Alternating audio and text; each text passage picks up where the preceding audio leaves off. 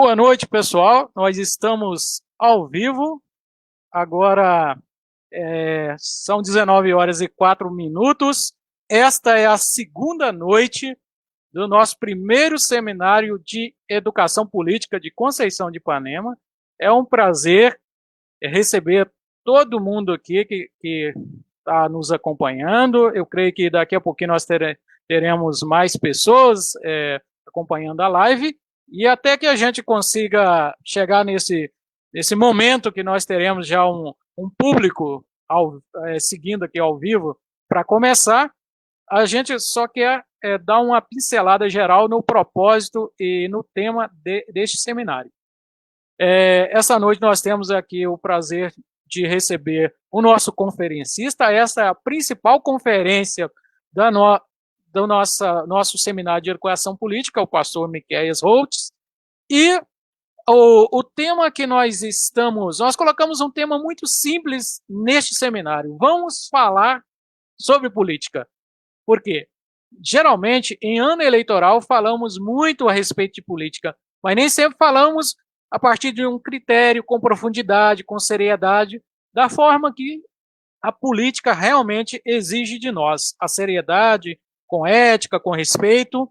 E esse primeiro seminário, ele está dando uma oportunidade para a gente sair dessa normalidade, desse ritmo corriqueiro de falar sobre política em redes sociais, muitas vezes através de forma um pouco, às vezes, agressiva, desrespeitosa, e a gente está aqui para refletir sobre política, como a política deve acontecer. Então, agora nós já temos 8 pessoas acompanhando. A gente vai começar com a apresentação do nosso conferencista hoje. Então, o tema geral vamos falar sobre política, é o primeiro seminário de educação política de Conceição de Ipanema. Esta é a segunda noite e também o momento, o ápice e o cume, o coroamento das nossas atividades. E esse seminário é apenas um de uma série de seminários que vamos realizar, pelo menos a previsão é até o início do período eleitoral, que, segundo o novo calendário, será a partir de 26 de setembro, e nós estamos aqui, então, para poder falar de política com o tema ética e formação política no atual contexto do leste de Minas Gerais. Estou aqui com o pastor Miqueias Holtz, ele é o pastor da Paróquia Luterana de Funil, ele é natural de Vila Pavão, no Espírito Santo, ele é técnico em gestão da propriedade rural, ele cursou teologia em São Leopoldo, na Escola Superior de Teologia, as faculdades Estes, faculdades, por sinal, muito famosas, né, de grande respeitabilidade. Ele iniciou seu trabalho ministerial, como eu pude apurar aqui no site da Igreja Luterana, em Curitiba, e ele tem também pós-graduação em teologia. Então, é com muito prazer que nós recebemos o conferencista dessa noite, pastor Miqueias Holtz. Bem-vindo e fique à vontade. Muito obrigado, José. Sejam bem-vindos também. Uma boa noite para você, uma boa noite para todo mundo que nos acompanha, que nos assiste, né? Política é um tema que não chama muito a atenção, às vezes, da sociedade, das pessoas. Muitos têm até uma rejeição quando se fala em política. Vou pular para outro assunto, mas eu quero elogiar muito essa iniciativa sua, José, junto também com o doutor Alexandre, a elogiar e agradecer essa iniciativa de vocês de fazer uma política, de propor uma política diferente para Conceição de Ipanema, para toda a nossa região. Isso que vocês estão fazendo este ano é uma semente que está sendo plantada, que está sendo cuidada, e a gente espera que essa semente cresça e que ela possa gerar muitos e muitos frutos. Então, assim, política, para muitos é um assunto chato, mas a gente vai tentar fazer de tudo para ser um assunto bacana, onde as pessoas podem se envolver, onde as pessoas possam contribuir, e não ser um assunto só chato ou um assunto de briga, mas que ele possa ser um assunto de interesse comum de todos nós. Então, que Deus também abençoe esse nosso trabalho, essa nossa noite, A minha fala, né, vai ser um estudo aí de mais ou menos meia hora, e no final o público, então, pode participar comentando, trazendo perguntas, trazendo questionamentos para a gente aqui em conjunto discutir. Então, muito obrigado por esse convite e espero poder contribuir nesse maravilhoso trabalho que vocês aí estão fazendo, que poucos teve e têm a coragem de fazer esse trabalho, de tocar nesse assunto que ainda é um tabu e até ferida para muitas pessoas. Então, muito obrigado, José, e a hora que pudermos começar o estudo, estamos aí.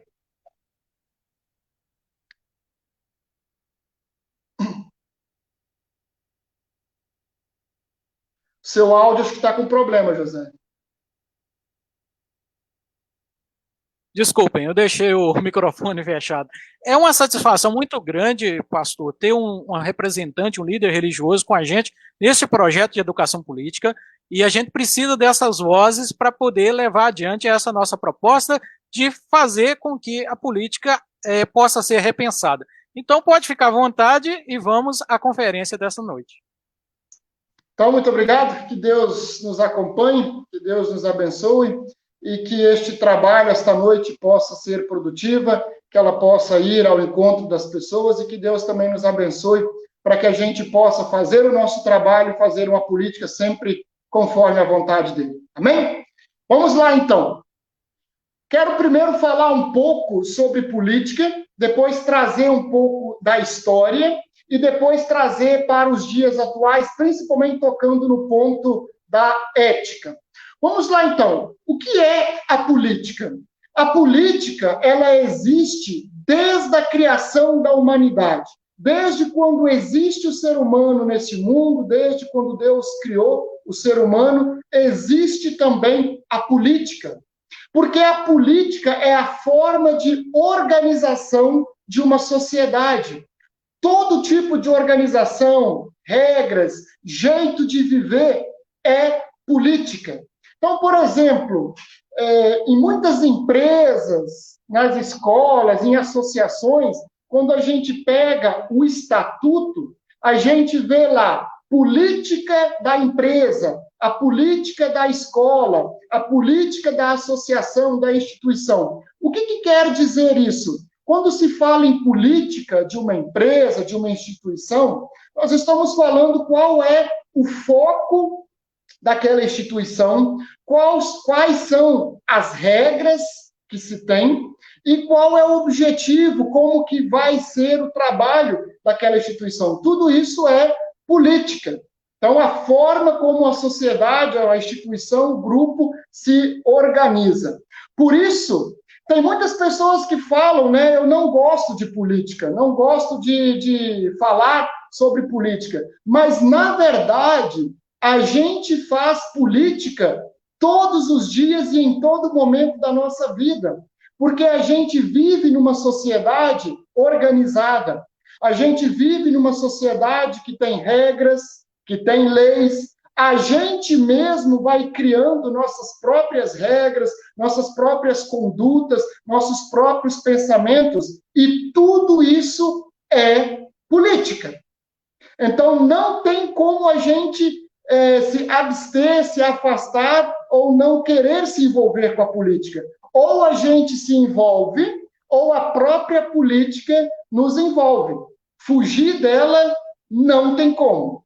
O que a gente não deve gostar, o que a gente deve odiar, é a politicagem. E isso sim, isso a gente realmente não pode gostar. Porque a politicagem é o lado negro, é o lado ruim da política. Mas da política em si, não tem como fugir. Sobre a politicagem, eu vou falar mais no final. Vamos falar agora, então, da política, a forma da nossa organização. Desde quando existe o ser humano, segundo o livro de Gênesis, existe também a política, porque eles se organizaram de uma forma.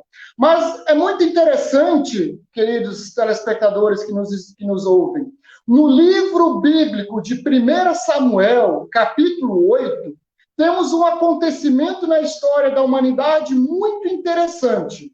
Lá em 1 Samuel, capítulo 8, escrito mais ou menos por volta dos anos 970 antes de Cristo, acontece algo muito interessante. O povo chega até o Samuel, que era o líder daquela época do povo israelita, e o povo pede para que eles tenham um rei e um reinado. O que isso significa? O povo queria uma nova forma de política, uma nova forma de organização política. Então eles chegam para o Samuel e dizem, olha, nós queremos um novo rei. Isso está no capítulo 8 de 1 Samuel. Nós queremos um rei, nós queremos ter um reinado. Por quê? Porque, no fundo, é um pouco mais cômodo você ter um rei. O que isso significa? Você tem alguém superior que dita as regras, que dita as leis, e você embaixo só precisa seguir. Então, você só segue uma regra. Principalmente quando a gente não consegue ter muito o autocontrole, ter alguém acima que nos controla, que impõe as regras e leis, então você só segue, né? Você só faz, você só cumpre. Então o povo pede isso para Samuel. Mas é interessante que no capítulo 8 mesmo, Samuel diz para o povo o seguinte: se vocês pedem isso, ótimo, bom, mas vai ter consequências. E quais são as consequências? Se vocês escolhem um rei, esse rei tem que morar em um lugar chamado castelo. E quem vai fazer esse castelo são pessoas. E para você construir um castelo e ter pessoas para construir, você precisa de dinheiro. O rei, ele vai precisar ter também os seus funcionários, as pessoas, para que o trabalho dê certo. Um rei, ele vai precisar de o exército, vai precisar de toda uma política que funcione para que as suas regras e as suas leis sejam cumpridas. Para que tudo isso funcione, é preciso dinheiro. E da onde que vai vir o dinheiro? Vai vir dos impostos que o próprio povo vai ter que pagar. Então, Samuel deixa muito claro as consequências. É isso que vocês querem? Sim, o povo, talvez até sem entender muito bem o que o Samuel queria dizer, o povo, então, escolhe esse tipo de política, esse tipo de governo. E a partir daí surge um novo modelo de política, um novo modelo de organização social, que inclusive já era praticado até em outros reinos de outros lugares do mundo, e esse tipo de organização é o que temos até hoje aqui no Brasil, aqui em Minas Gerais.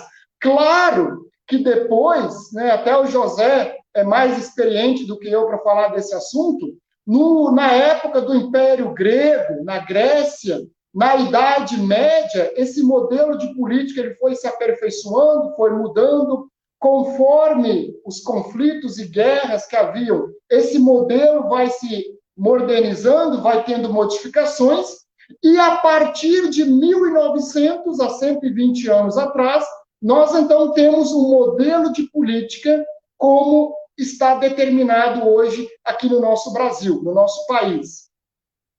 Hoje, em 2020, nós não temos um rei, mas nós temos uma organização política muito parecida com aquela que iniciou em 1 Samuel.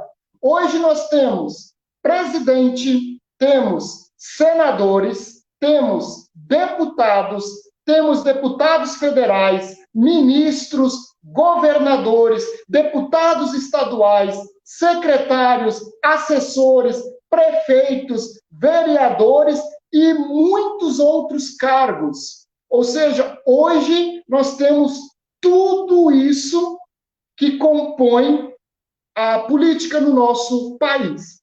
E aí, para que serve isso tudo? Agora eu quero entrar no ponto, então, de falar da política do nosso contexto e também da questão sobre a ética. Hoje, meus queridos telespectadores, ouvintes, hoje, o povo brasileiro, ou seja, nós, trabalhamos mais de 5 meses por ano, quase metade do ano, só para pagar impostos. Então, a gente trabalha quase 6 meses só para pagar impostos. Para que a gente paga tanto imposto?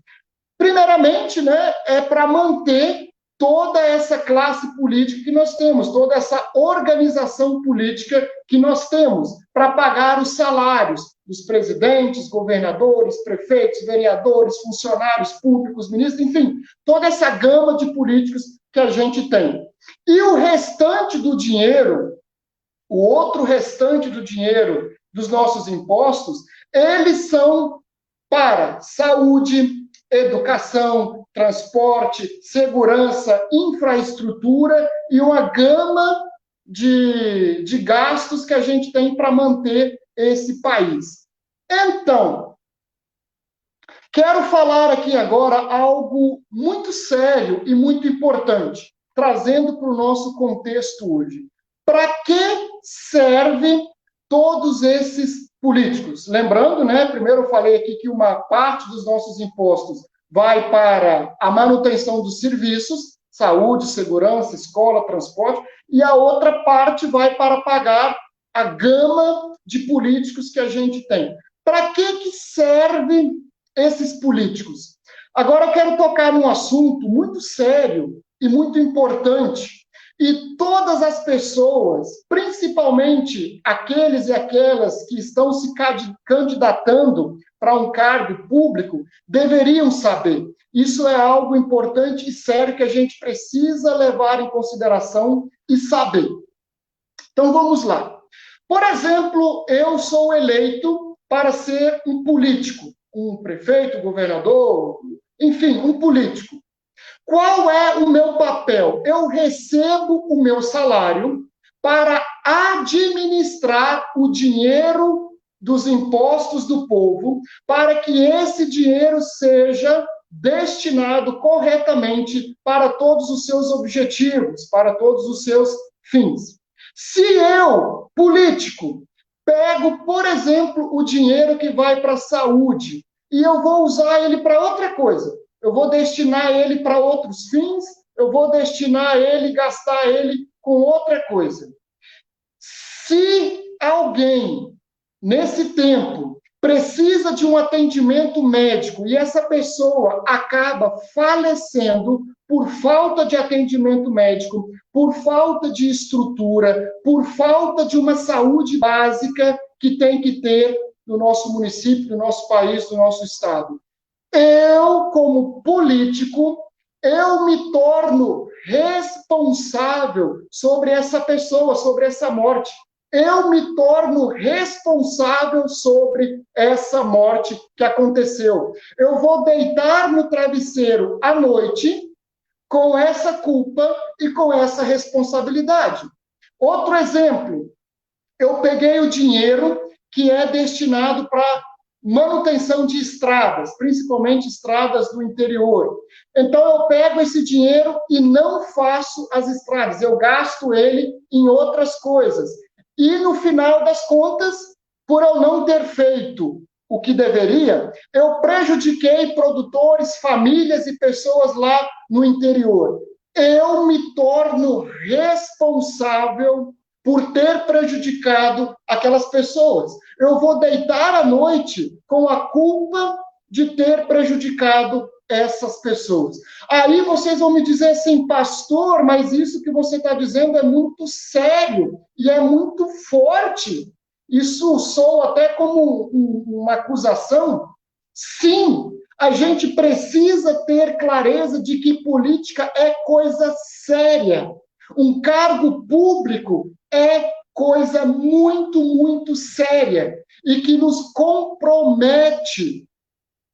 A política, o cargo público, me compromete. A partir do momento que eu entro para a política, me torno alguém público, eu tenho que ter ciência de que eu estou me comprometendo. Então, para ajudar, o que acontece? É uma coisa séria, mas para ajudar, por isso que nós temos esse monte de políticos. Nós temos o prefeito, mas nós temos inúmeros vereadores, né? No mínimo, no Brasil, o mínimo tem que ser 9 vereadores no município, então, dependendo da população, aumenta-se também o número de vereadores. Então, nós temos prefeito, nós temos vereadores, nós temos os assessores, nós temos inúmeros secretários, nós temos inúmeros funcionários públicos, além dos outros cargos e políticos. Para que esse tanto? Para dividir comigo a responsabilidade de administrar o município. Então, eu posso escolher os meus assessores, eu posso escolher os meus secretários, e todos recebem um bom salário, né, um ótimo salário, para dividir essa responsabilidade administrativa que eu tenho. Porque nós temos pessoas em nossas mãos. Na nossa cidade, no município que eu administro, eu tenho vidas e eu tenho pessoas. E eu me torno responsável por essas pessoas. Mas essa responsabilidade, então, não é minha sozinha, né? Eu vou ter mais pessoas que estarão junto comigo, que me ajudarão no trabalho, que me ajudarão na fiscalização, para que tudo dê certo. Eu trabalhando honestamente, trabalhando corretamente, os meus vereadores, né? As pessoas aqui no nosso lugar confundem muito. Para muitas pessoas, vereador serve para carregar pessoas, né? Para levar em lugares. Mas, na verdade, os vereadores são eleitos por nós para ajudar na administração, para legislar, para ver se o dinheiro que é para a saúde está indo para a saúde, para ver se o dinheiro da cultura, do esporte, da agricultura estão indo para os seus lugares corretamente. Por isso que nós temos, no mínimo, 9 vereadores, para que a coisa funcione. Todo mundo trabalhando corretamente, tudo funcionando, a coisa dá certo. Mas se nós não fazemos isso corretamente, a coisa dá errado. E no nosso país, a corrupção, a politicagem, a falta de discernimento e de conhecimento está levando a milhões de perdas de vida. E nós, políticos, temos esta responsabilidade. Por isso, antes da gente entrar na política, a gente deve pensar, é isso que eu quero? Eu estou preparado para isso? Eu estou preparado para assumir essa função? É algo que a gente tem que se perguntar e estar preparado.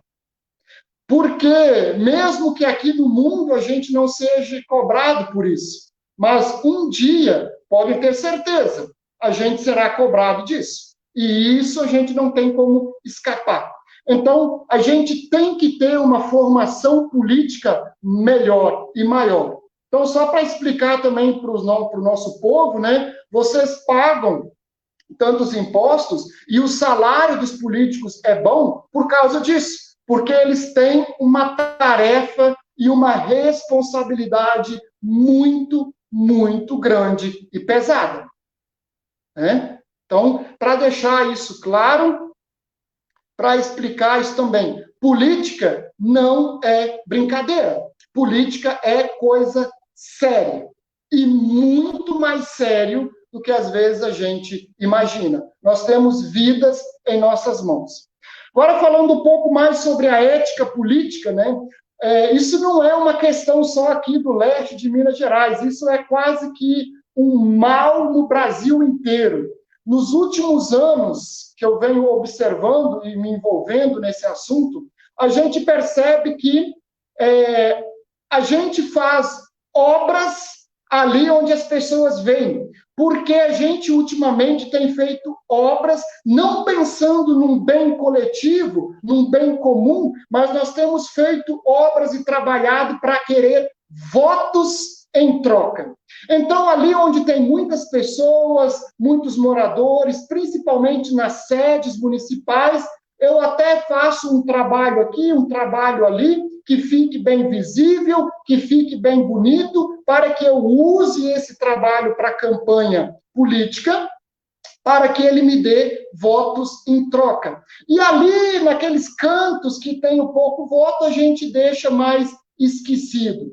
Aqui entra uma questão muito ética. Eu sou eleito para trabalhar por todos do meu município. Até porque não adianta a cidade estar bonita, organizada, por mais que isso deva acontecer, né? Mas não adianta uma cidade bonita se o interior da onde vem a comida, o pessoal não está tendo condições de produzir a comida, não está tendo estradas, não está tendo ajuda, não está tendo investimento para que produza comida. Outra coisa que eu quero chamar a atenção, nós políticos, quando um político é eleito, uma das funções dele é fazer o município crescer. Crescer em qualidade de vida, crescer economicamente. E a gente só vai conseguir fazer o município crescer economicamente quando a gente parar de olhar para os votos que eu vou ter e começar a olhar para o ser humano que existe na minha cidade, para o ser humano que existe no meu município, desde aquele que está ao lado da minha casa até o último morador na última ponta do meu município, porque aquele também é importante, ele lá produz, ele lá trabalha, ele vai me trazer renda para o município, e não só pensando em renda, mas eu preciso também saber e lembrar que aquele ser humano, aquela família, merecem ter dignidade de vida. E ninguém melhor do que o político e a classe política, né, trabalhando junto para trazer qualidade de vida para as pessoas. Isso é bíblico. Isso é bíblico. Leia, né, Marcos 10, Atos 2, ou tantas outras coisas que Jesus, os profetas do Antigo Testamento, leem os profetas do Antigo Testamento, Amós, Jeremias, Miqueias. Então, o que eu estou falando aqui é bíblico e se aplica muito bem à nossa realidade aqui hoje. O profeta Amós é alguém muito fantástico, que vai trazer muito isso que eu estou falando aqui. Então, o nosso objetivo é trazer essa formação e informação para as pessoas. Porque a gente aqui tem algo em mente. Prefeito faz isso, vereadores servem para isso, isso e aquilo, secretário, às vezes a gente acha que não serve para nada, mas não, eles têm um papel fundamental e muito importante. E eles têm uma responsabilidade muito grande. Por isso que a gente precisa também respeitá-los e nós ajudá-los, mas nós temos que cobrar também. E cobrar não é ser chato, não é pegando no pé, não é sendo oposição. Né? Algo que a gente escuta muito aqui. Cobrou alguma coisa é porque é oposição. Não. Nós temos o dever e o direito de cobrar para que todos tenham dignidade de vida, para que todos tenham direitos. Lembrando que as vidas humanas importam. E nós, como políticos, né, ou os políticos, têm essa responsabilidade. E a gente precisa saber disso. É algo que eu bato muito nessa tecla. Então, vamos fazer até aqui um resumo geral do que eu falei até agora. Então, para ficar claro, política. O que é política? Política é a forma de organização que garante direito para todas as pessoas. Política é o que rege o Estado, é o que nos rege como pessoas organizadas. Então, política é tudo aquilo que a gente faz e vive todos os dias. Disso não tem como fugir. Tá? Políticos. Políticos são pessoas escolhidas pelo povo para que eles trabalhem trabalham para garantir as políticas públicas que elas funcionem. Então, políticos são pessoas que a gente escolhe na eleição para que eles assumam um cargo e para que eles trabalhem para garantir o direito e as políticas públicas para todos nós. Então, os políticos vão fazer a política funcionar. E quando algum político não cumpre com a sua função, o que acontece? Acontecem as crises. Se nós temos crise na saúde, se nós temos crise na economia, como nós tivemos aí e ainda estamos tendo, quando nós temos alguma crise, é porque algum político não cumpriu com a sua função. Certo? E a politicagem. Política, politicos, e agora vamos falar da politicagem. Politicagem é o que mais a gente vê acontecendo. Politicagem são ações ilícitas, são ações antiéticas, são brigas, passar a perna uns nos outros, a corrupção, os conflitos, as artimanhas para ganhar votos, as inimizades que a gente cria, as divisões que a gente faz na família, nas nossas comunidades. Isso é politicagem. E a politicagem, ela mata, ela fere, ela destrói, ela empobrece a sociedade, ela empobrece a cultura de um povo, ela empobrece todo o município, ela empobrece ela empobrece da sociedade de uma forma geral. A politicagem, ela só acaba, ela só destrói como um todo. Então, a gente precisa ter esse conhecimento. O que é política, o que são os políticos e o que é a politicagem. Então, a gente tem que separar essas três coisas para a gente, então, poder cobrar e poder saber também quais são as nossas funções. Porque assim como o político tem as suas obrigações, nós, como cidadãos, também temos as nossas obrigações, temos os nossos direitos e temos as nossas obrigações.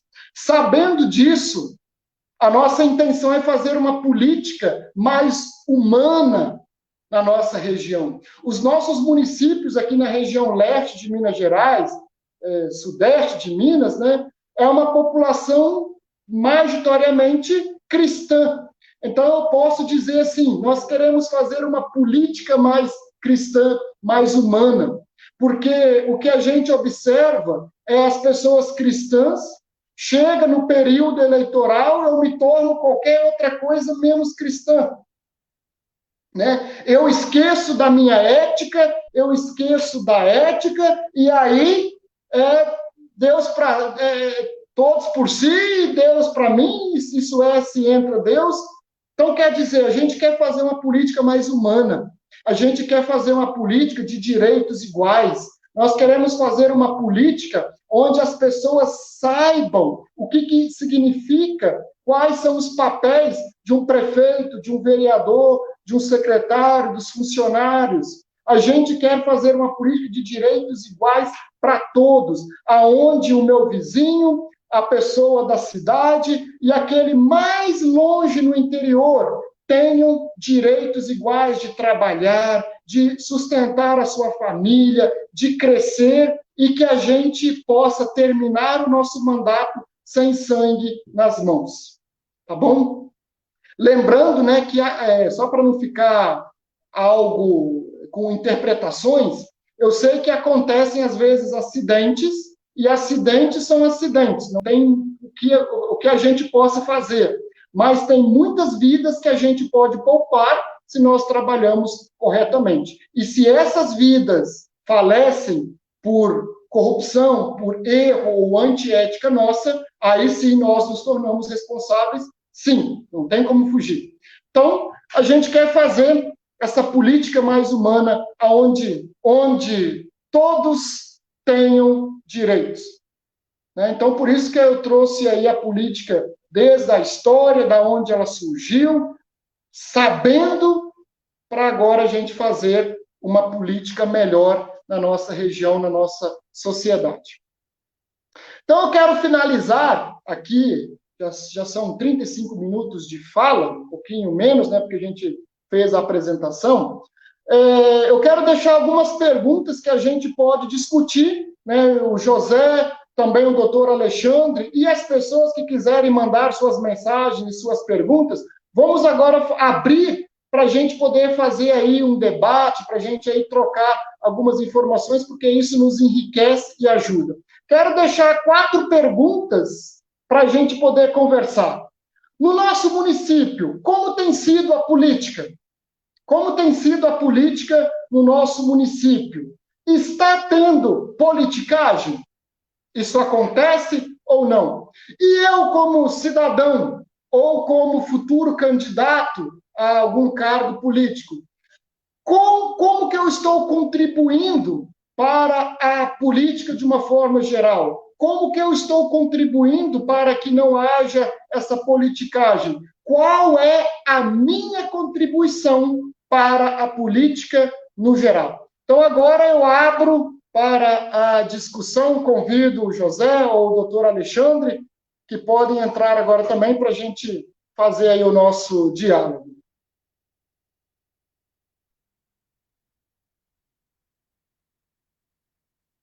Muito bem, pastor Miqueias. Foi uma apresentação muito boa, muito esclarecedora. E então a gente começa esse bate-papo e as pessoas que estão acompanhando podem utilizar o espaço dos comentários para que elas façam perguntas, elas podem complementar, discordar ou fazer qualquer tipo de complementação.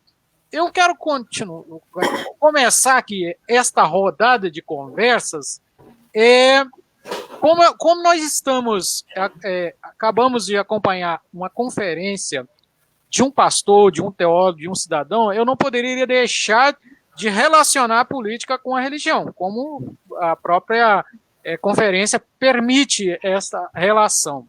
Olha, no Brasil, atualmente, são 81% da população que são cristãos. 50% são católicos, 31% são evangélicos.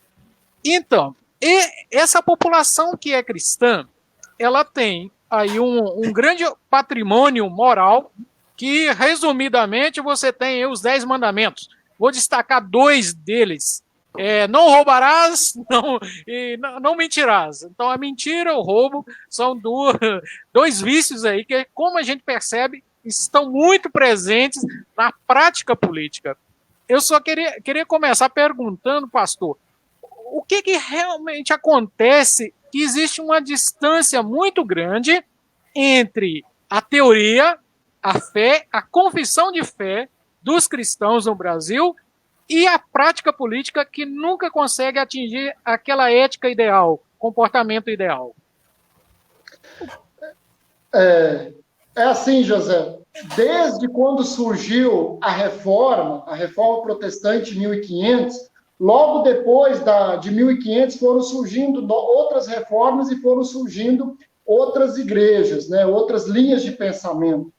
Então, na história, nós temos uma grande parcela de igreja, de religião, que num determinado momento disse: igreja e política não se misturam, né? Cristão ou evangélico não se mistura com a política.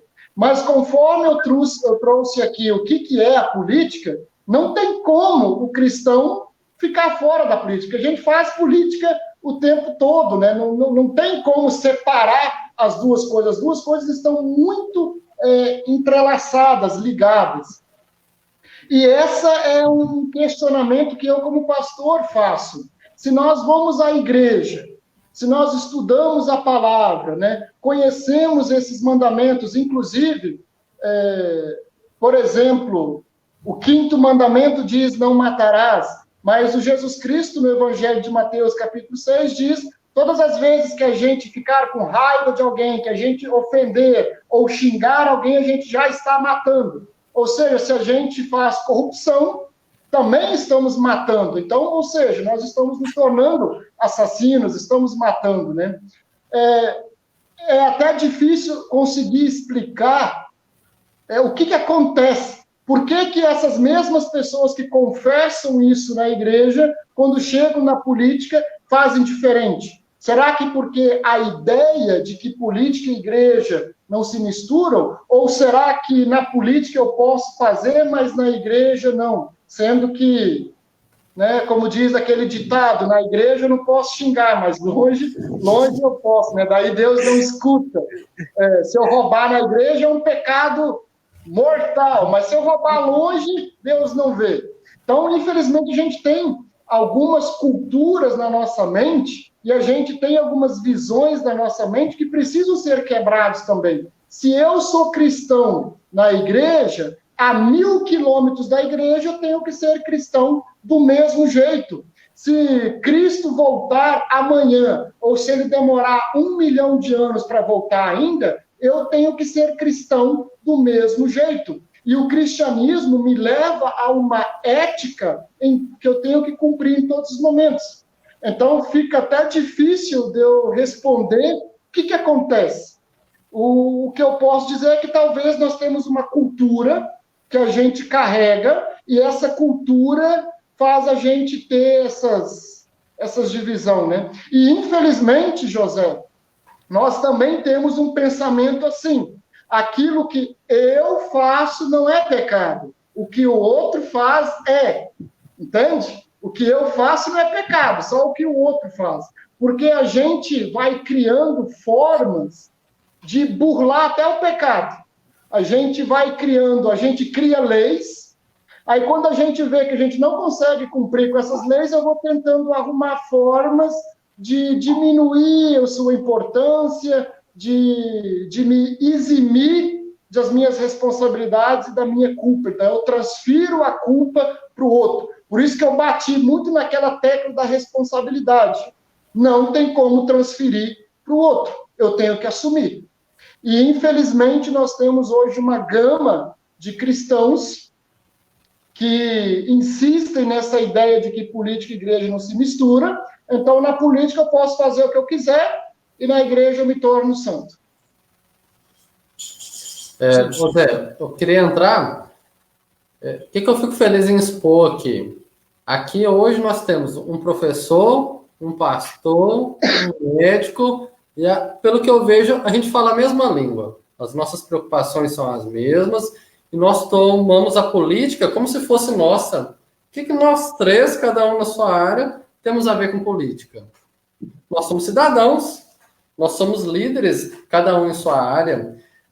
O pastor Miquel, ele conseguiu expor muito bem, de forma simplificada. Qualquer pessoa que ouvir essa palestra compreende de forma simplificada o que ele quer expor. Aí a minha pergunta: por que um pastor preocupa com política? Pergunta para o senhor, pastor. Foi explicado aí que era a minha pergunta, qual a relação entre religião e política. Desde sempre existe essa relação, religião e política. Elas sempre foram entrelaçadas e, querendo ou não, continuam sendo entrelaçadas. E aí, por que um pastor ele deve se preocupar com a política, pastor? Em primeiro lugar, porque eu sou um cidadão e eu pago impostos. E, primeiro lugar, né? Em segundo lugar, doutor Alexandre, eu sou um pastor. Primeiro, deixa eu entrar em outro início aqui. Na Bíblia, no Antigo Testamento principalmente, os profetas eram escolhidos por Deus, eram chamados por Deus para interceder pelo povo. E os profetas, eles têm duas principais tarefas: anunciar e denunciar. Então, anunciar a boa nova e denunciar as coisas que aconteciam de erro, principalmente dos reis e do reinado. Então, biblicamente, os líderes, eles intercedem, eles ajudam o seu povo.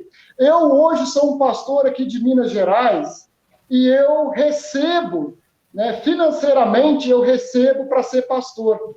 Todos os meses, os membros, eles me pagam para que eu seja pastor aqui.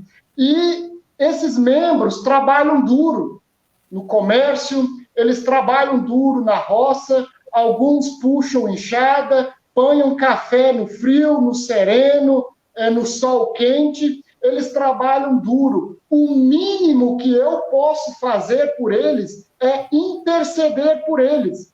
E não só interceder por Deus, mas eu me sinto na obrigação de cobrar os políticos para que os políticos olhem por esse povo que trabalha, para esse povo que faz a coisa acontecer, para esse povo que planta o alimento e alimenta tantas pessoas. Então, eu me sinto na obrigação da minha função, em primeiro lugar, a minha função de pastor, de ser profeta, já me coloca numa posição de ajudar o povo. E por eu receber desse povo, eu tenho mais uma obrigação de interceder por eles. E outra, eu estudei, eu tive a oportunidade de estudar. E essa formação que eu ganhei, que eu tive, também me coloca numa obrigação de interceder por todas as pessoas, aquelas pessoas mais humildes, as pessoas que às vezes não conhecem todos os seus direitos, as pessoas que têm direitos negados e manipulados. Então, eu me sinto na obrigação de interceder, de cobrar os políticos em favor do povo. Eu tenho a obrigação de pegar o conhecimento que eu tive e repassar ele para as pessoas, para que as pessoas ali no interior, na cidade, em todos os lugares, tenham esse conhecimento também. E eu estudei bastante a palavra de Deus. E a palavra de Deus, ela me compromete com o povo, ela me compromete com as pessoas. Então, não tem como eu me eximir disso, né? Não tem como. Até porque eu acho que se eu me eximir, eu vou ser cobrado, se é que eu vou chegar lá em cima. Sim. Então, esses são os motivos. Essa é a minha preocupação. Qualquer pessoa que tem uma religião, no nosso caso, a religião cristã, ela tem a responsabilidade. Só que, pelo que se vê, eles não assumem essa responsabilidade. O poder público, assim como a igreja, ela é responsável pelo aquele rebanho delas. Pelo rebanho deles. Ela é responsável pelo aqueles que seguem eles. No nosso caso de política, o poder público é responsável por mim. Como o senhor falou, o poder público é responsável pelo que acontece pelos cidadãos. Mas aí aí chega o problema. A política parece que ela consegue entrar na religião mais do que a religião entra na política. Qual que é a nossa preocupação? Parece que a pessoa vira um político não querendo ser preconceituoso. Parece que, às vezes eu falo, parece que pode ser um estereótipo. Mas, assim, parece que a pessoa virou político, ela perdeu tudo aquilo que ela aprendeu na religião, sendo que ela foi criada, às vezes, na igreja, pregando aquilo, vai na igreja todo sábado, todo domingo, só que ela não vive isso na política. E isso eu não consigo compreender. É como se tivesse uma separação. A política de um canto e a religião de outro. Agora, se você pegar a religião, você acredita nela de verdade como você prega, o que você não vai fazer na política? Você vai mudar meio mundo. Né? E a responsabilidade é de quem assume isso para si. Sim, um ponto que eu quero destacar é que eu percebo deste problema, dessa relação entre religião e política no Brasil. Isso é uma velha história, existem muitos hábitos errados, mentalidades foram construídas justamente por causa dessa separação. Parece que a política e a religião é como se a religião fosse algo de uma esfera e a religião fosse de outra. E então eu não sou obrigado, enquanto político, ser o mesmo que eu sou enquanto religioso. Então esse distanciamento muito grande. Para perceber na história do Brasil, como a história toda ocidental, as mulheres ficaram muito tempo fora da política, porque separaram essas instâncias, esses espaços. Então, a mulher é do espaço privado, então ela não poderia dar opiniões sobre política. A política era dos homens. Da mesma forma, quando relacionava religião e política, eles separavam esses espaços. Então, na política existe uma regra, existe um ordenamento moral, jurídico, sei lá, ético que é diferente do espaço religioso, como se não houvesse uma aproximação dos dois. Eu sei, há resistência e nós temos que tomar cuidado com os limites em que religião e política se relacionam, porque há os perigos também de instrumentalizar, por exemplo, a política instrumentar a religião, torná-la um instrumento para interesses que são particulares. Assim como o contrário pode acontecer. Mas eu fico pensando assim, por que o cristão tem dificuldade com isso, sendo que nós temos, como o senhor mesmo citou, pastor, há uma tradição do profetismo do Antigo Israel que aqueles profetas, eles não assistiam os reis, a monarquia de Israel, a se comportar do jeito que queria, mas eles estavam sempre com aquela crítica. Por exemplo, Amós é um profeta político. Rigorosamente há uma crítica ali. Ele fala de corrupção, fala da justiça, né? O direito e a justiça são duas expressões que estão muito presentes no profetismo de Israel. Então, isso é Antigo Testamento. Não, eu venho cá e vou te dizer que Jesus, ele está dentro dessa mesma tradição profética. Então, a ética de Jesus é uma ética totalmente voltada para o ser humano, o outro, o amor ao próximo, aliás, amor aos inimigos. Então, por que nós não conseguimos fazer com que esse discurso, que é um discurso, parece que é particular da religião, não chegue ao espaço público? Esse é o grande desafio, que eu creio que todos nós temos dificuldade de entender por que isso acontece, mas talvez é por causa dessa dificuldade de entender que as duas estão relacionadas. Só que outra coisa que eu fico preocupado, quando é para a política tirar a casquinha lá na religião, dentro de determinados padrões tradicionais de política, como as pessoas entendem política, você pode utilizar, de repente, uma igreja para promover um tipo de política. Mas quando isso é para que a igreja discipline o político não aceita isso. Então, o político, às vezes, quer tirar vantagem do espaço religioso, mas não quer deixar o espaço religioso disciplinar, moralizar o político. Então, essa parece que é a grande dificuldade, essa cisão entre esses espaços. Alguém mais? Eu tenho algumas outras questões aqui para aquecer a conversa, mas se alguém mais quiser comentar. O que eu queria falar? Pensando na nossa igreja, pastor, depois eu posso falar. Pensando na nossa cidade tem várias igrejas. Tem assembleias, tabernáculo, batistas, presbiteriana, católica, luterana, se tiver mais alguma coisa esqueci. A maior parte dos nossos candidatos, os nossos atuais governadores, eles têm alguma religião. Por que eu acho tão importante a religião nesse ponto da política? Todos eles têm aprenderam aqueles princípios da igreja.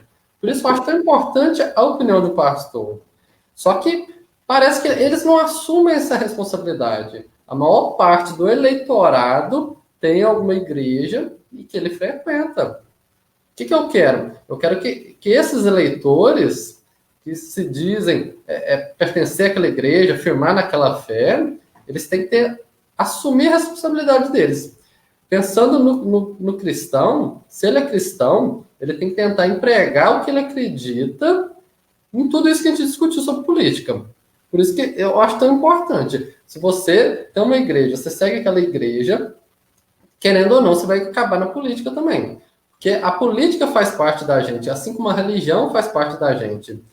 E aí eu me pergunto, como um cristão, uma pessoa que frequenta uma igreja, acredita naquela igreja, acredita que aquele pastor, ele é uma boa liderança, como esse cristão, ele pode ajudar a política da nossa cidade? É muito interessante isso, Alexandre, porque assim, eu não tenho uma verdade absoluta. Por mais que a gente estude, eu nunca vou ter uma verdade absoluta. Às vezes, aquele mais humilde lá no interior, que a gente às vezes não dá nada por ele às vezes nos dá uma aula de fé, de dignidade, de ética, que vem do coração mesmo. E a igreja hoje, ela é um local de encontro público, ela é um local onde as pessoas se reúnem. Então, por que não fazer uma formação política nessas igrejas, né? O problema é que a gente tende a cair sempre para uma politicagem, e a gente sempre tende a cair na seguinte questão: qual benefício eu vou ter fazendo isso? Né? Qual o benefício? Então, a gente pensa muito no benefício, infelizmente. E aí, aquilo que o Alexandre, o José falou um pouco antes, a gente pode citar, né, José, o que aconteceu no Império Romano. O Império Romano matou Jesus Cristo, matou João Batista, prendeu João, prendeu Paulo, prendeu Pedro, por se oporem à sua política. E quando eles viram que a religião cristã estava crescendo, lá em 320, se eu não me engano, o que eles fizeram? Já que a gente não consegue vencer eles, já que eles estão opondo a gente, vamos transformar o nosso império na religião oficial dos cristãos? E aí a gente incorpora o cristianismo na nossa forma de fazer política, e em vez da gente criar conflito com os cristãos, a gente vai convencer eles de que nós estamos certos, de que a nossa política está certa. E isso é algo que acontece até hoje.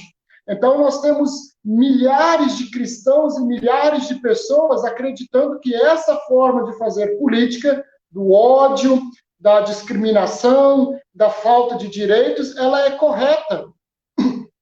Inclusive, né, nós temos casos, a pessoa não foi atendida no posto, a pessoa não teve a estrada rapada pelas máquinas, é porque não votou no prefeito, que quis ser oposição, está aí o resultado. E a gente acha que isso está certo.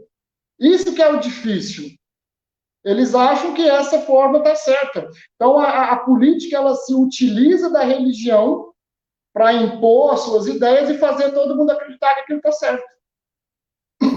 Qual que é a minha preocupação? Se a gente for estudar os profetas, os discípulos, o apóstolo Paulo, o Pedro, João e tantos outros, o Tiago, por exemplo, né? O Tiago, a gente vai ver que a Bíblia, ela nos compromete nisso. A minha preocupação, assim como o poder público, muitas igrejas, elas não assumem aquele trabalho social que elas deveriam ter. O que eu gosto muito do cristianismo? É o social, é o amor cristão, o amor ao próximo. Querendo ou não, na política, não querendo falar que é a mesma coisa, longe de mim. Só que, querendo ou não, a religião, ela tem que fazer esse trabalho social.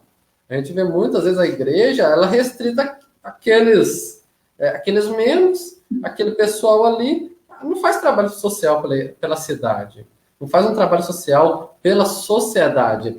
E essa é uma preocupação minha. Porque, querendo ou não, um pastor, uma igreja, é uma liderança, é uma instituição forte dentro de uma cidade. E por isso que eu gosto tanto do trabalho do senhor, por exemplo. Chegou no funil, abraçou o funil, e o povo aceita bem, o povo parece que eles vivem essa vida. Lógico que tem muito a evoluir com o tempo, é um treino, mas é uma coisa bonita de se ver. Qualquer igreja, ela tem que assumir aquela responsabilidade, seja qual igreja for. Só querendo dizer o seguinte, um exercício que a gente pode fazer.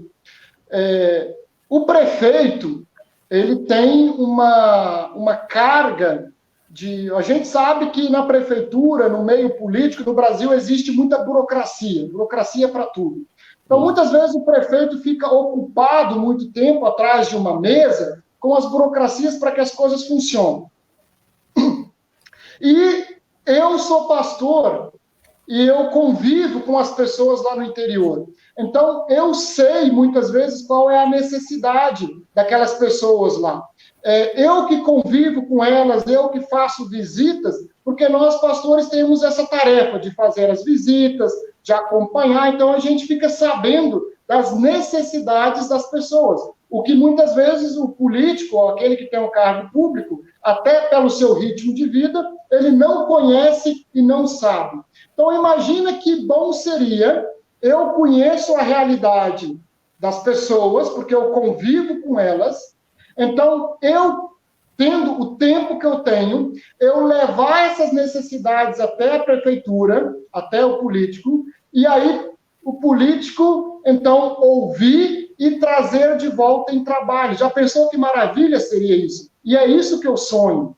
Né? Eu conheço a realidade, então eu vou levar a realidade, os problemas, os desafios. Olha, prefeito, o que você acha de a gente fazer isso ou aquilo? E aí a política, então, devolve no trabalho. Isso é uma das ações sociais que a gente pode fazer.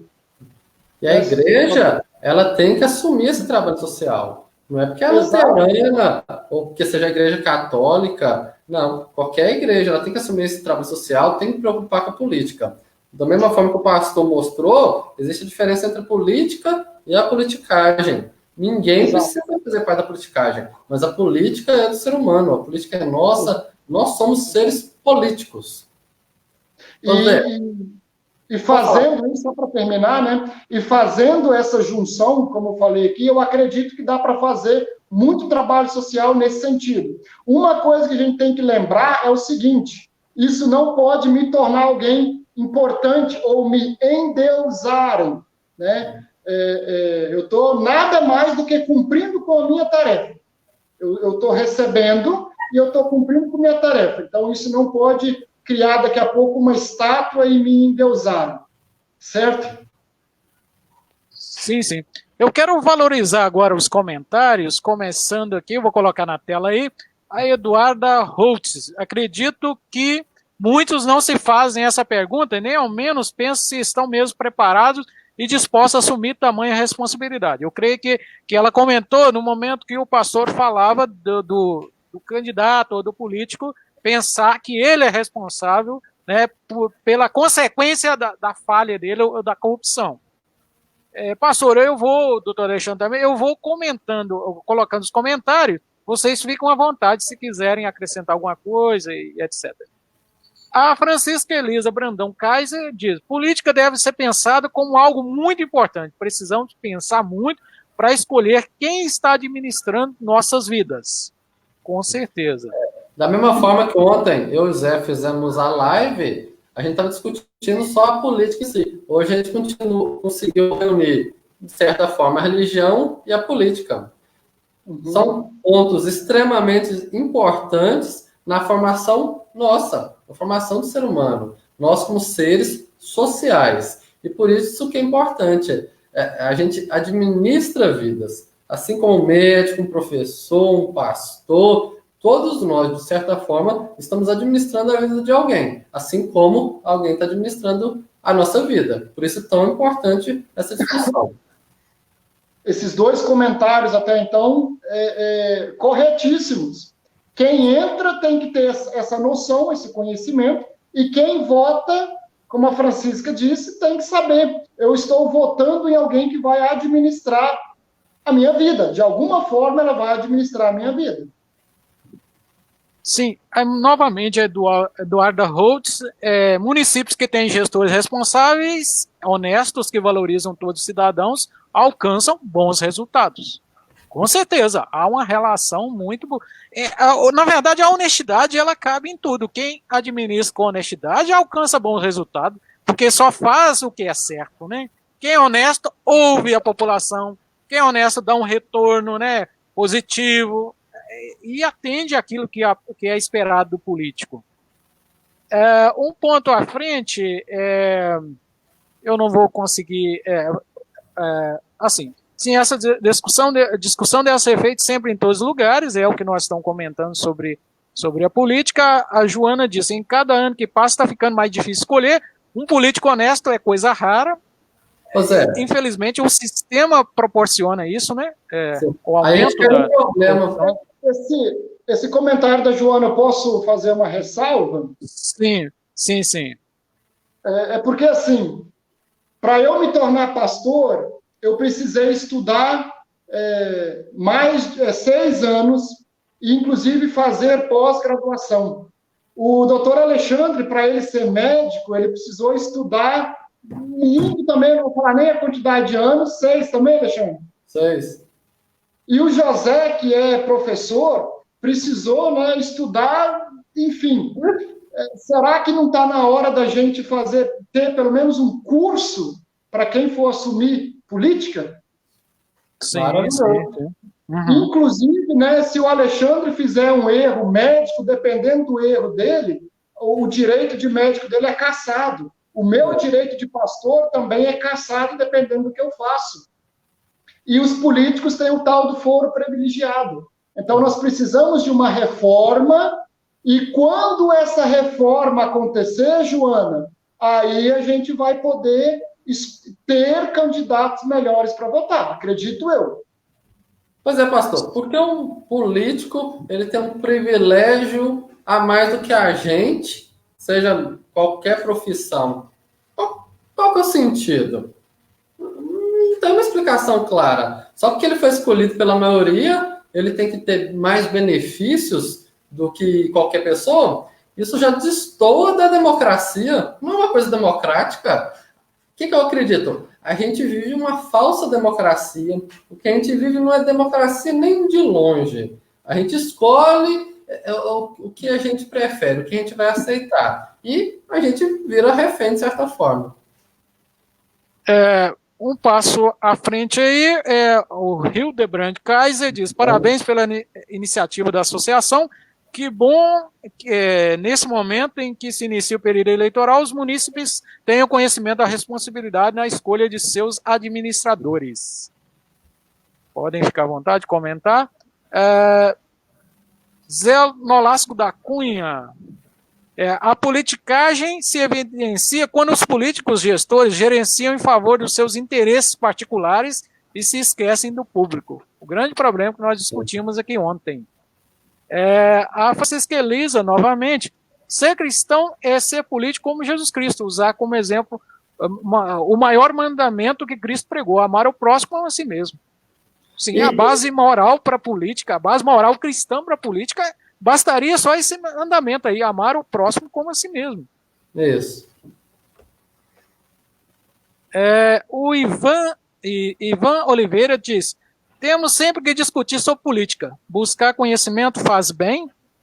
Aí, Mirene, que é amigo Couto, que é membro da associação, é preciso enaltecer a iniciativa da associação para promover esses importantes seminários, que outras instituições se sintam à vontade para participar futuramente junto conosco. E a gente faz este convite para os próximos seminários, que sejam nossos parceiros. As outras associações, igrejas, tudo que há no município de Conceição, municípios vizinhos, se quiserem também, a nossa realidade aqui é Conceição de Ipanema, mas todas as instituições são parceiras e são muito bem-vindas. Porque a gente acabou de falar, eu sinto que há uma omissão grande de várias instituições, principalmente das igrejas, já que estamos falando de religião. Há muita omissão.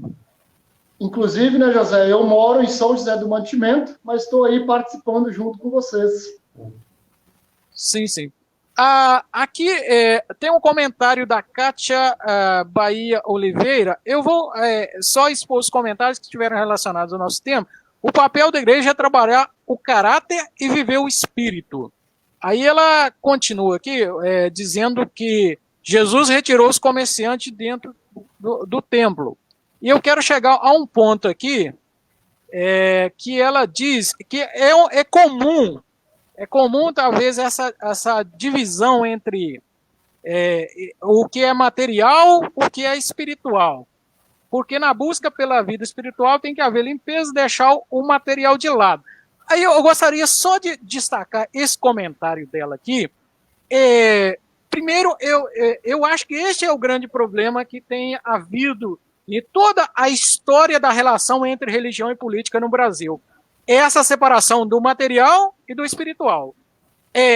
Jamais uma igreja ela pode utilizar e deixar-se utilizar pelo um instrumento de poder, um partido, para se promover essa promiscuidade no sentido negativo e que é prejudicial para todos os lados.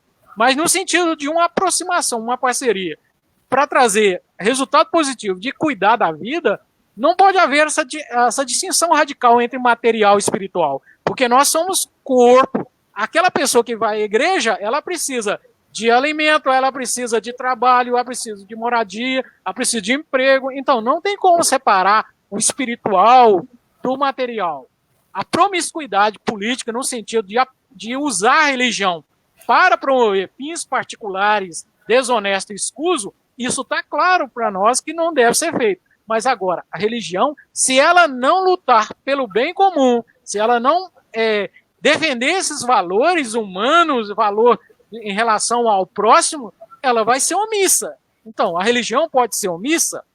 Eu gostaria só que o pastor Miquel, o senhor frisasse um pouco como é que a gente consegue equilibrar essas duas dimensões, material e espiritual, na relação da igreja com a vida política.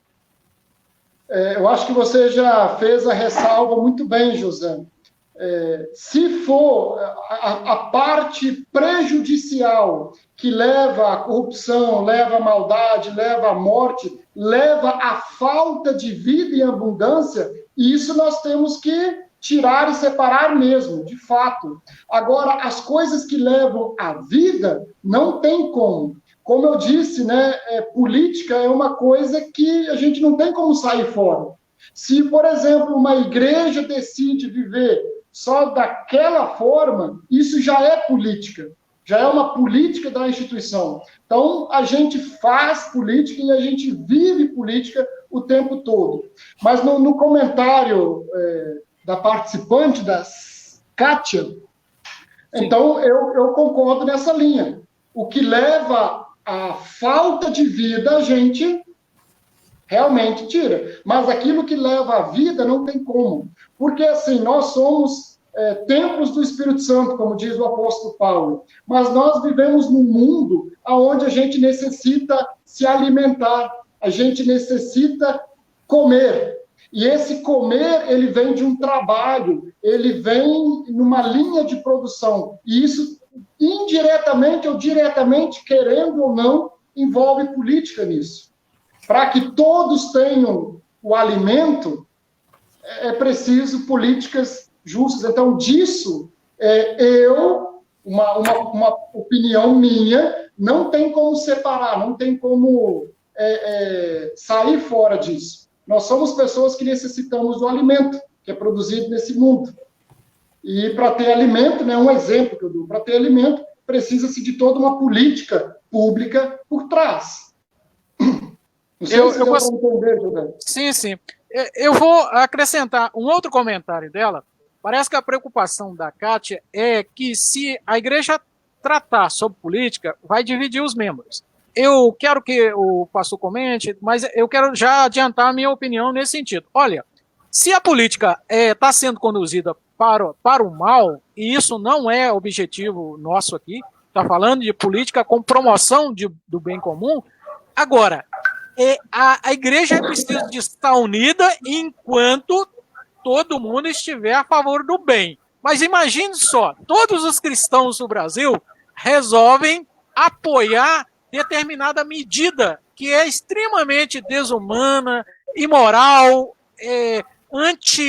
anti-humanista, de modo geral, contrários ao ensinamento de Jesus. Essa igreja, necessariamente, haverá uma divisão nela. Por quê? Você vai, em nome de não dividir, você vai ser omisso em relação a um posicionamento político? Não seria esse o desafio que nós temos que assumir, o risco?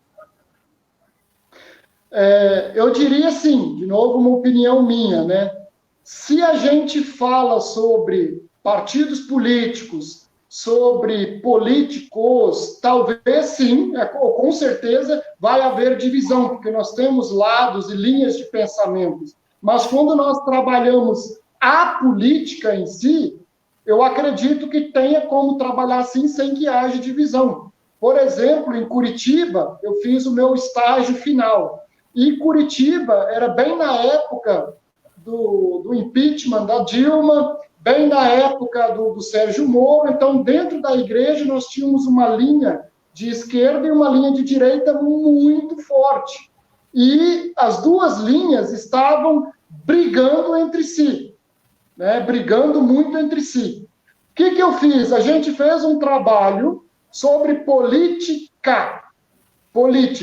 E nós sentamos com os dois grupos, e os 2 grupos, a partir daquele trabalho, se uniram mais. Então, eu vou trazer um exemplo aqui de trabalho político que uniu, em vez de causar ainda mais divisão. Um exemplo. Pode ser que eu trabalhe esse mesmo tema num outro lugar e o resultado seja outro. Pode ser. Mas eu tenho um exemplo de que deu certo. Quando a gente trabalha política. Agora, não politicagem. Politicagem vai dividir mesmo. Defesa de partidos ou de linhas, aí sim nós vamos ter divisão mesmo. Sim, mas o que precisa ficar claro para todo mundo, e muitas vezes o cristão tenta fugir desse tema, é que não existe ninguém politicamente neutro. O que precisa é o exercício do diálogo dentro de uma instituição religiosa. A questão do respeito. O que está faltando no Brasil hoje é a dificuldade de conversar, dialogar. Essa polarização direita e esquerda que está no Brasil hoje, isso é inevitável que as pessoas tenham posições. Agora, o problema é não conseguir dialogar e criminalizar a posição política do outro. Isso é impossível. Se estamos numa democracia, cabe tudo isso. Agora, a igreja, talvez, cabe mais a ela ainda um exercício maior de capacidade de diálogo. Porque qual que é a base moral de uma religião, do cristianismo, especificamente uma igreja cristã? Não se fala da fraternidade, do amor ao próximo? Então, é possível, e é questão também de maturidade individual, isso depende muito das pessoas envolvidas, você pode ter dentro da igreja, todas as igrejas têm tantos por cento de direita, tantos por cento de esquerda. Você não tem como, isso é sonhar demais fora da realidade, achar que todos de uma igreja serão 100% de uma determinada ideologia, não tem como. Agora, o que é preciso haver é o diálogo, a capacidade de diálogo, e naquele momento ali, vamos dependurar lá num cantinho, né, talvez as nossas diferenças ideológicas, e vamos focar na política que é prática, é a ética, é a ação social, é aquilo que é o amor ao próximo. Talvez esse lado prático é possível acontecer. O que não pode é misturar as questões ideológicas, mas elas não vão ficar ausentes, não. As pessoas não são neutras. Eu acho que nós temos essa tentação de achar que existem pessoas politicamente neutras. Pode ser que elas não queiram se manifestar, não queiram entrar num debate, não queiram, por exemplo, ir para uma determinada prática. Mas ninguém é neutro. Então, consequentemente, não existe igreja neutra. A igreja neutra para mim, muito grave, porque é a igreja omissa. A igreja neutra é a igreja omissa. Porque se ela não estiver defendendo um lado, silenciosamente ela está permitindo que o outro lado seja legitimado e justificado. Essa é a minha posição. Eu creio que é inevitável isso. É só a gente saber dialogar e evitar a divisão. Isso aí, claro que tem que ser feito, sim. Eu quero acrescentar ainda. Você queria terminar, José? Não, pode ficar à vontade. Já consegui aqui terminar a minha parte. Desculpa se eu te interrompi. Não, à vontade. Estamos aqui para isso. Inclusive, assim, para a Kátia, né? A diversidade de pensamento, ela não é ruim. Né? 1 Coríntios, capítulo 12, fala muito dos dons, e aí a gente vê que o Espírito Santo nos capacita com muitos dons diferentes. Já pensou se todo mundo, no mundo todo, pensasse exatamente igual? Né? A diversidade, ela enriquece, ela nos faz abrir a visão, as outras formas de pensamento enriquecem. Então, a esquerda ou a direita, os dois juntos, eles enriquecem.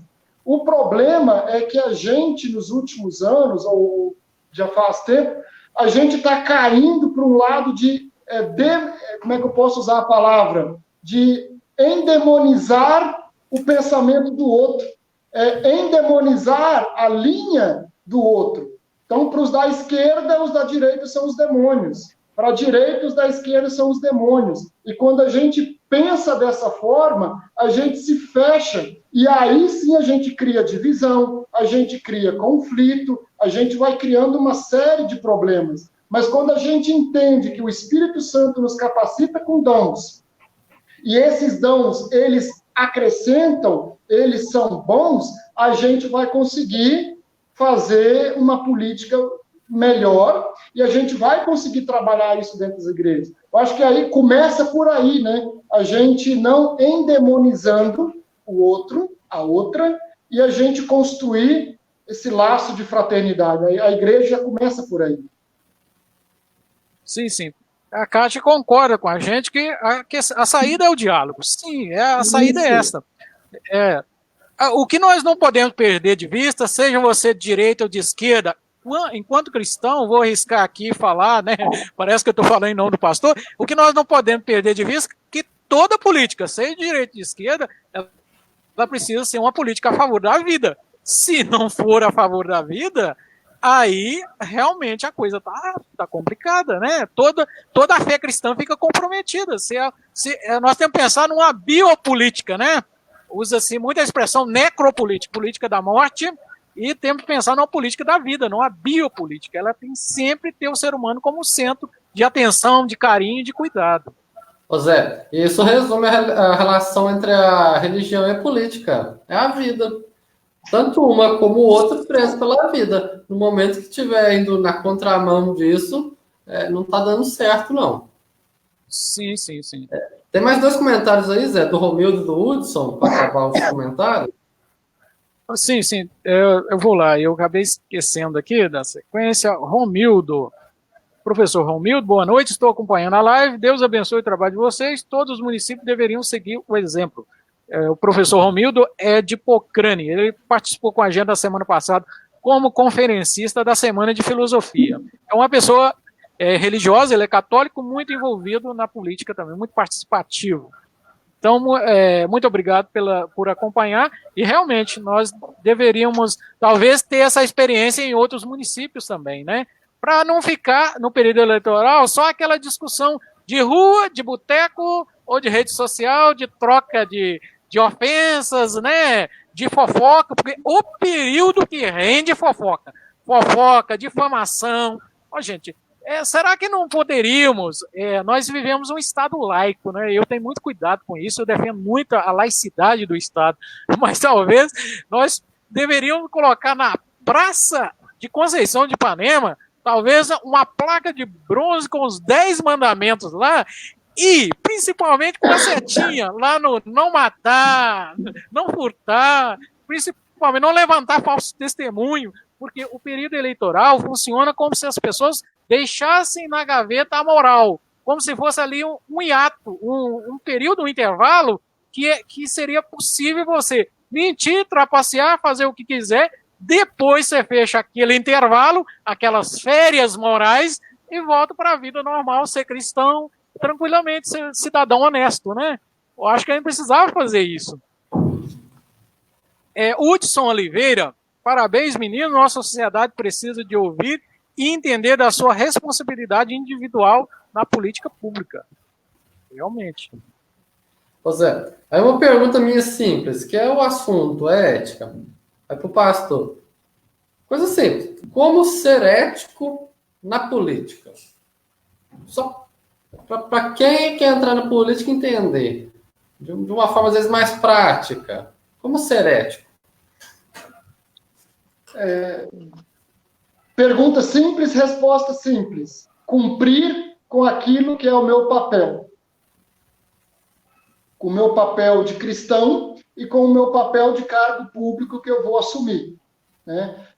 O meu cargo público, ele não permite fazer tudo, e às vezes as pessoas cobram de vereadores e de prefeitos coisas que não é da função deles, e por outro lado, aquilo que eles deveriam fazer, às vezes deixam de fazer. Então, ser ético é cumprir com aquilo que é a minha função. E hoje, na internet, a gente tem, né, para quem quiser pesquisar, qual é a função do prefeito, qual é a função do vereador, qual é a função... Está tudo na internet, está no nosso código, na Constituição. Então, é buscar esse conhecimento e cumprir. Sempre lembrando do amor ao próximo como o maior mandamento, e aquilo que promove a vida como um todo. Eu acho que isso resume, né, a intenção da palestra de hoje.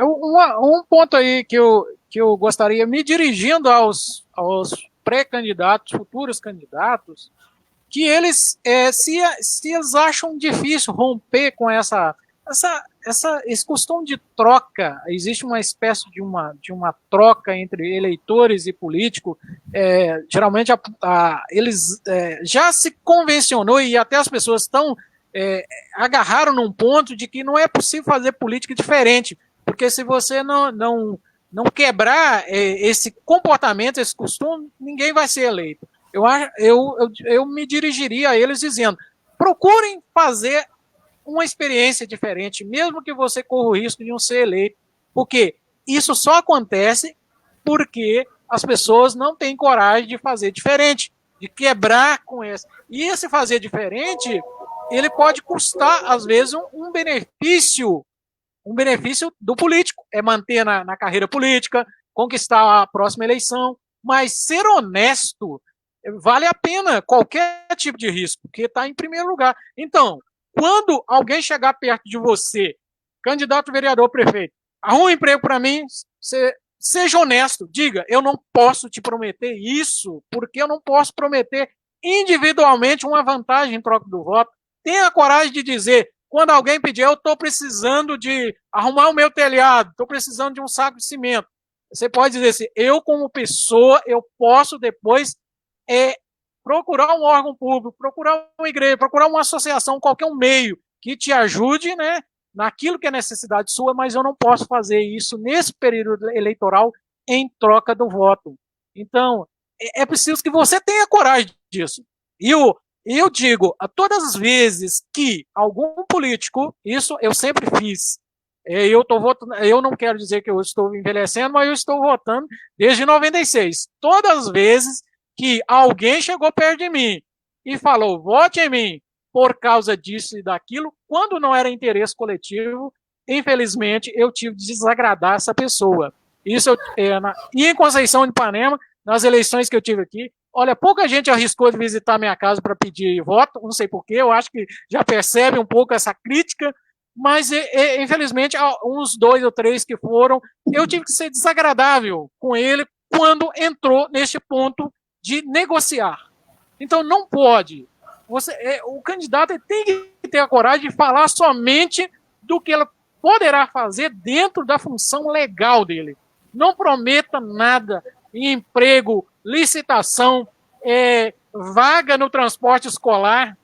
Não prometa isso. Você está sendo mentiroso. Você está sendo mentiroso porque, primeiro, você não vai garantir isso para a pessoa, e outro, não é a sua função. Você não pode fazer isso. Você está trocando voto, porque a compra de voto é tanto vantagem material, mas também benefícios prometidos que vão fazer com que a liberdade de consciência da pessoa fique comprometida em troca de um benefício.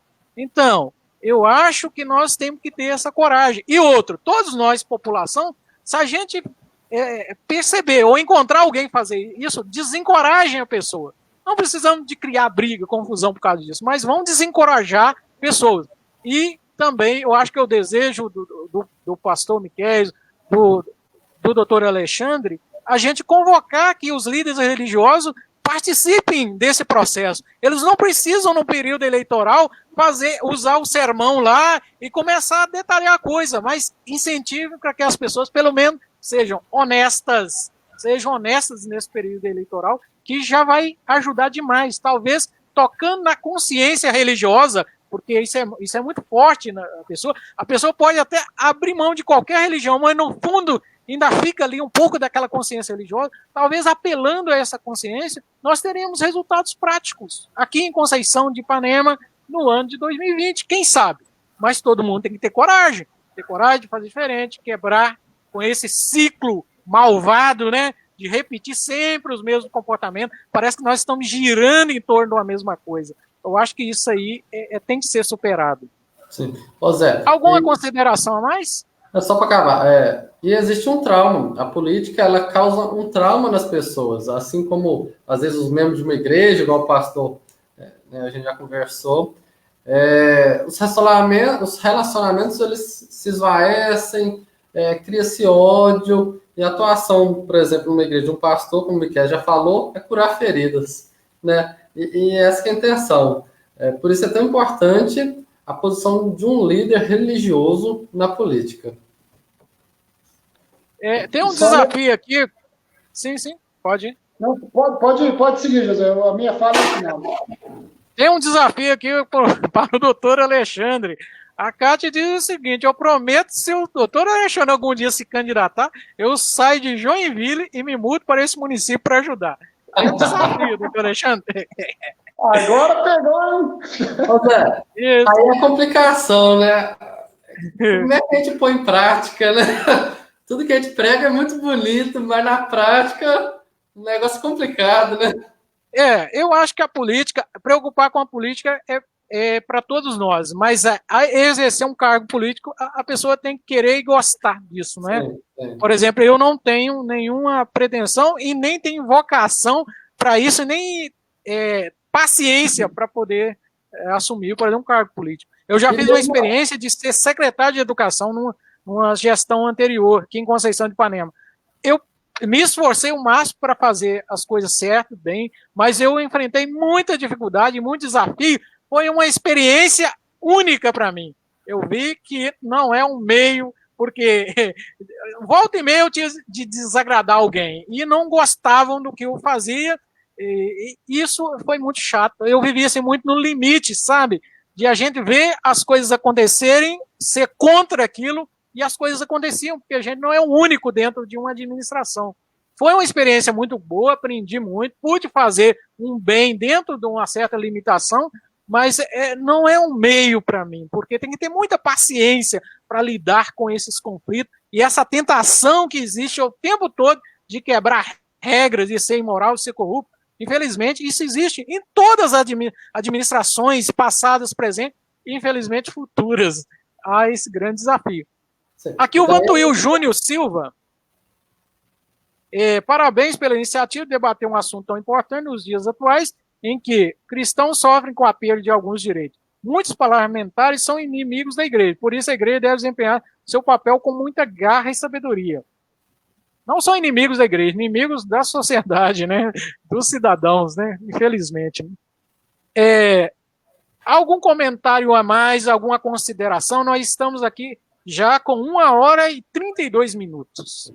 Eu deixo a palavra para vocês. A minha última parte, assim, o que eu quero mostrar? Nós três, mesmo não sendo candidatos a nada, não prevendo futuros cargos, nós nos preocupamos com a política como cidadãos que nós somos, assim como o pastor iniciou a discussão.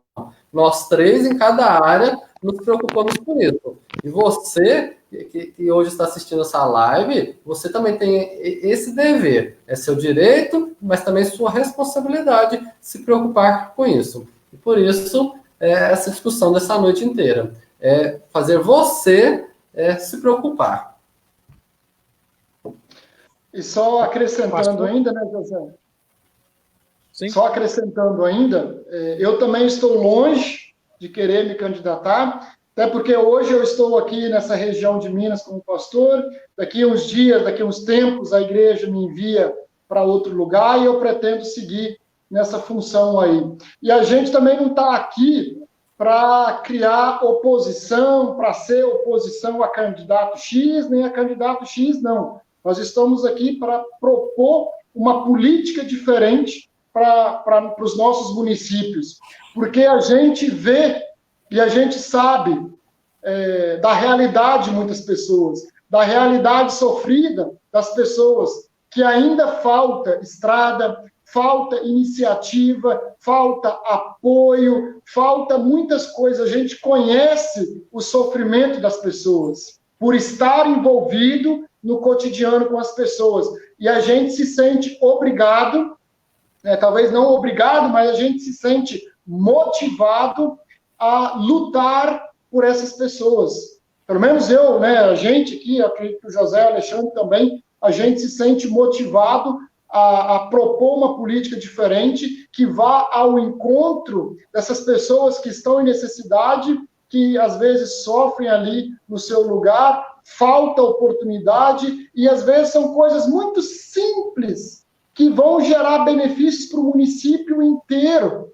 Daqui a pouco o município tem uma renda maior por uma iniciativa. Daqui a pouco até o salário dos prefeitos e vereadores pode ser maior, porque o município está arrecadando mais, né?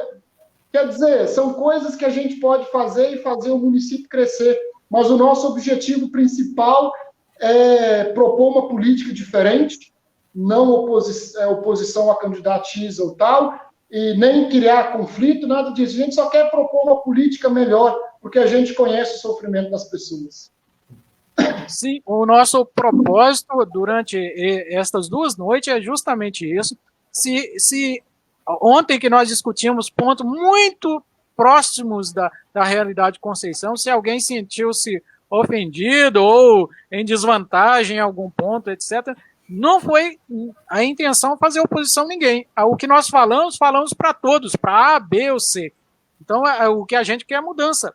E nós não podemos deixar de falar, porque nós somos cidadãos, estamos aqui e precisamos lutar pela mudança da política. Então, não é possível a gente se calar. Não temos nada contra, especificamente, um candidato a um partido, mas estamos falando para todos. E que cada um pegue aquilo que pode servir para ele, para fazer melhor na sua função, no seu propósito. Olha, eu quero agradecer muito ao pastor Miquéias Holtz, que nós tivemos a oportunidade aqui de ouvir durante esta conferência. Esse foi o nosso momento, a gente está coroando esse primeiro Seminário de Educação Política Conceição de Ipanema, até o dia 26 de setembro, quando começa oficialmente a campanha eleitoral. Nós realizaremos outras etapas deste seminário. O pastor está convidado para participar com a gente nas próximas oportunidades. A gente abre o espaço para outros líderes religiosos, pastores de outras igrejas, para o padre, para sindicatos, associações, qualquer outro meio, instituição quiser participar do nosso seminário. A palavra é aberta a todos. Alguns comentários, questões muito específicas, essas questões serão abordadas quando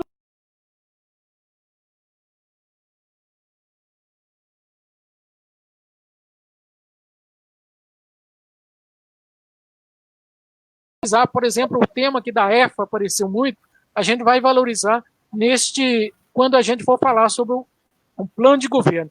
Então, gente, muito obrigado por esta oportunidade, que todos tiveram, nas 2 noites, muitas pessoas comentaram, valorizaram, né, fizeram suas perguntas. Então, vamos sair aqui desse primeiro seminário com vontade de fazer um próximo, de conversar o que nós conversamos aqui com os vizinhos, com os amigos. Então, vamos expandir essas ideias e colocar em prática. Este ano nós podemos fazer diferente. Vamos colocar isso na nossa cabeça? Este ano nós podemos fazer diferente. Vamos aproveitar o clima aí da pandemia, que fez a gente repensar as relações, mudar um pouquinho, até a campanha eleitoral será um pouco diferente este ano. Vamos aproveitar e vamos fazer isso. Agora, o resultado é democracia, não precisa escabelar, trapacear para poder ganhar a eleição, não. Faça o seu papel certo, as pessoas vão votar se achar que você é o melhor, merece. Então, eu agradeço muito pela realização desse seminário e conto com todo mundo para as próximas edições que nós vamos conversar dentro da associação e vamos marcar daqui mês ou semana, não temos ainda estipulado. Então, uma boa noite, muito obrigado. Vocês também quiserem se despedir, uma palavra final, da minha parte, muito obrigado e boa noite a todos. Da minha parte, uma frase que eu gosto muito é: não sabendo que era impossível, ele foi lá e fez. E é isso. Todo mundo é capaz. Querendo, acreditando em alguma coisa ele vai conseguir transformar no mundo. E boa noite, povo. Agradeço muito o convite, José, Alexandre, muito obrigado por esse convite, né, por todo esse trabalho que vocês estão fazendo. Parabéns pela iniciativa, parabéns a vocês mesmo, de coração, por todo esse trabalho. Assim que a pandemia passar, quero pessoalmente dar um abraço muito apertado em vocês. Que Deus também nos abençoe, né, para que a gente possa enfrentar essa enfermidade, esses desafios com sabedoria, com muita fé. Que Deus nos ilumine o nosso caminho e que a gente possa, a cada dia, se transformar em pessoas melhores, pessoas com mais fé, com mais esperança, com mais amor, né? Não deixando o amor se esfriar na sociedade, apesar de Jesus Cristo dizer que no fim dos tempos o amor se esfriará, mas no nosso coração, na minha vida, na minha família, esse amor não precisa se esfriar. Ele pode ser aquecido a cada vez mais. Então, muito obrigado pelo convite, por essa oportunidade. Que Deus abençoe a todos nós. Amém. A gratidão é nossa. Então, boa noite. Até mais. E também agradecer a todas as pessoas que participaram e dizer assim, eu estou acostumado a falar para o público, né?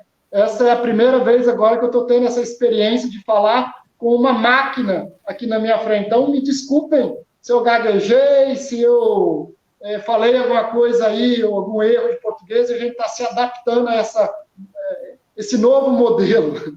Então, muito obrigado, desculpa qualquer coisa. Então, até mais. Obrigado. Falou.